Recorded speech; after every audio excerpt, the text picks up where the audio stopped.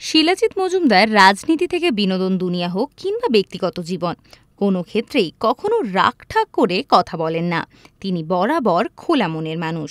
তবে এই মুহূর্তে গায়ক অভিনেতা চর্চায় রয়েছেন কৌশিক গঙ্গোপাধ্যায়ের অযোগ্য ছবির দৌলতে। ছবিতে তিনি অন্যতম গুরুত্বপূর্ণ অভিনেতা। অযোগ্যয় তার অভিনীত চরিত্র নিয়ে এক সাক্ষাৎকারে কথা বলতে বলতে তিনি বলেন তার নিজের জীবনের কিছু অজানা কথা। তিনি বলেন ছোট থেকে এতটাই দুষ্টু তিনি ছিলেন যে তার মা আজও প্রায় রাগ করলে বলে ওই সময় গলায় নুন দিয়ে মেরে ফেললেই ভালো হতো। শিলাজিৎ কেবল এটুকু বলেই থামেননি। তার কথায় আমার মা আগেও শয়তান বলতো, এখনও শয়তান বলে। এরপরে প্রশ্ন ওঠে যে ছেলে হিসেবে খারাপ হলেও শিলাজিৎ স্বামী এবং বাবা হিসেবে কেমন। জবাব দেওয়ার আগে খানিক হেসে ওঠেন তিনি। তারপর পাল্টা প্রশ্ন করেন, আমায় দেখে বোঝা যায় না না আমি খুব ভালো দরের খারাপ স্বামী।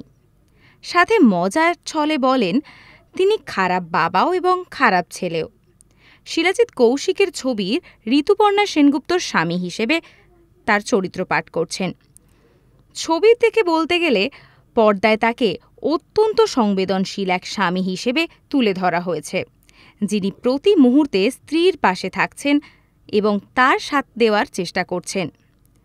চাকরি হারিয়ে মানসিক বিপর্যস্ত হয়ে পড়ার পরেও ভুল করার পর মুহূর্তের মধ্যে নিজের ত্রুটি স্বীকার করেছেন তিনি।